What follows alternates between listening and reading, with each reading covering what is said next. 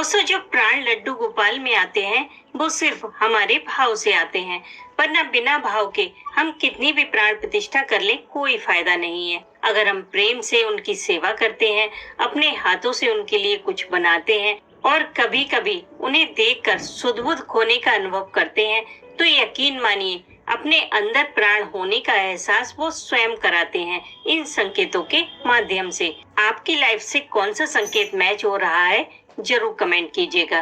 दोस्तों, लड्डू गोपाल बाल स्वरूप में हैं और बच्चे बहुत जल्दी खुश हो जाते हैं। ऐसा ही होता है लड्डू गोपाल के साथ। जब हम उनकी थोड़ी सी भी सेवा पूजा करते हैं तो हमें उनकी उपस्थिति का एहसास होने लगता है, पर हम उस पर कभी ध्यान नहीं देते क्योंकि हम ठहरे इंसान, हमारी एक्सपेक्टेशंस ज्यादा होती हैं।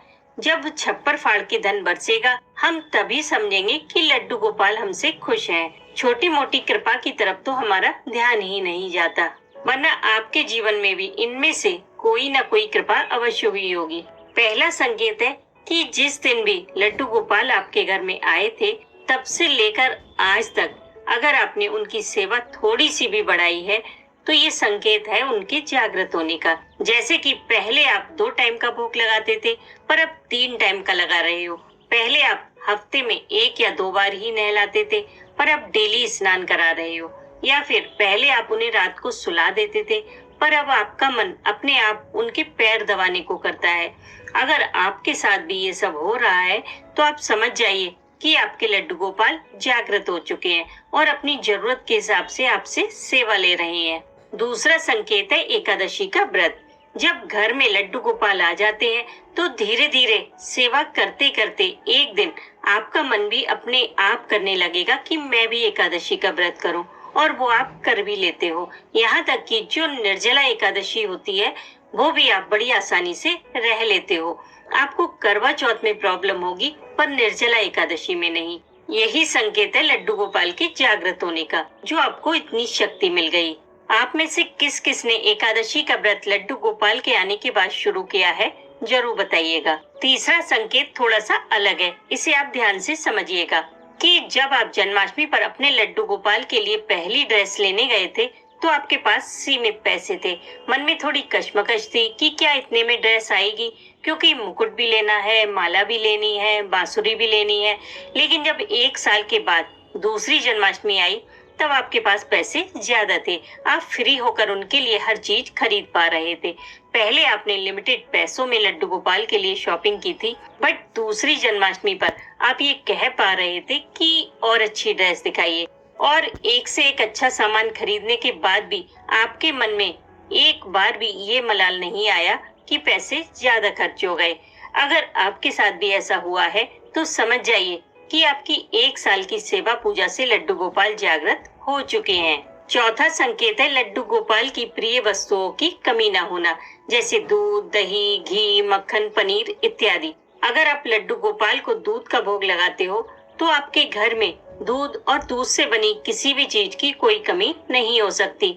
आप स्वयं ये बात नोटिस कीजिएगा कि पहले आपके घर में पनीर किसी त्योहार पर ही बनता था, पर अब अक्सर बनने लगा है। अब आप मलाई से घी भी बना लेते हो। हफ्ते में कम से कम 1 बार ताजा मक्खन का भी भोग लगाते हो। तो ये सारे संकेत बताते हैं कि लड्डू गोपाल आपके घर में विराजित है, क्योंकि हमारे कान्हा को ये सारी चीजें बहुत पसंद है।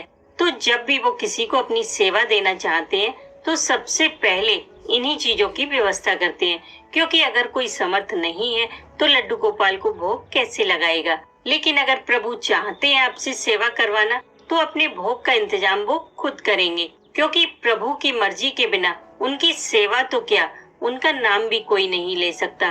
तो अगर उनके भोग की प्रिय वस्तुएं आपके घर में है, तो आप श्योर हो जाएं कि आपके लड्डू गोपाल जागृत है और वो आपसे सेवा लेना चाहते हैं। 5वां संकेत थोड़ा विचित्र है। इसमें आपको नजरों का धोखा होता है। जैसे कि कभी कभी आप लड्डू गोपाल को अपनी पसंद की कोई ड्रेस पहनाना चाहते हो, तो या तो वो फटी हुई होती है या फिर कहीं खो जाती है, मिलती नहीं है। तो फिर मजबूर होकर आपको कोई दूसरी ड्रेस ही पहनानी पड़ती है। लेकिन बात यहीं पर खत्म नहीं होती। हैरानी तो आपको तब होती है जब बाद में वो फटी हुई ड्रेस आपको बिल्कुल सही दिखाई देती है, और जो ड्रेस खो गई थी वो भी आपको कान्हा के कपड़ों में सामने ही मिल जाती है। तब आप बिल्कुल श्योर हो जाना कि आपके लड्डू गोपाल जागृत है और आप उनकी मर्जी के बिना उन्हें कोई पोशाक नहीं पहना सकते। अगर आपको भी ये संकेत मिले हैं तो जरूर कमेंट कीजिएगा, और अगर नहीं मिले हैं तो घर में भगवत गीता का पाठ डेली कीजिए। लड्डू गोपाल जागृत हो जाएंगे और आपका घर छोड़कर कहीं नहीं जाएंगे। अगर आपने हमारा 7 संकेत वाला वीडियो नहीं देखा है तो उसे जरूर देखिएगा। वो आपको वीडियो के लास्ट में स्क्रीन पर दिखाई दे जाएगा। उसे लोगों ने बहुत प्यार दिया है। अगर इस वीडियो का 3rd पार्ट देखना चाहते हैं तो लाइक और सब्सक्राइब करना ना भूलें।